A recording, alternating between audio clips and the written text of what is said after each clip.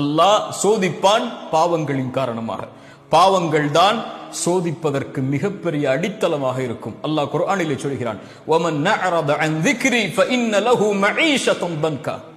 யார் அல்லாஹ்வின் நினைவை விட்டு தூரமாகி வாழ்கிறார்களோ அவர்களுக்கு அல்லாஹ் நெருக்கடியான வாழ்க்கையை கொடுப்பான். லா இலாஹ இல்லல்லாஹ்வை கூறியும் நெருக்கடி இருந்தால், லா இலாஹ இல்லல்லாஹ்வை கூறியும் உங்களுடைய வாழ்வு விசாலமாக இல்லை என்றால், சோதனைகளால், பிரச்சனைகளால், செல்வத்தால், குடும்பத்தால், உறவுகளால் என எல்லா புறமும் இருளால் சூழப்பட்டு நெருக்கடிகள் இருந்தால், அல்லாஹ்வின் நினைவை விட்டு தூரமாகி வாழ்கிறீர்களா என்று நினைத்து பாருங்கள்.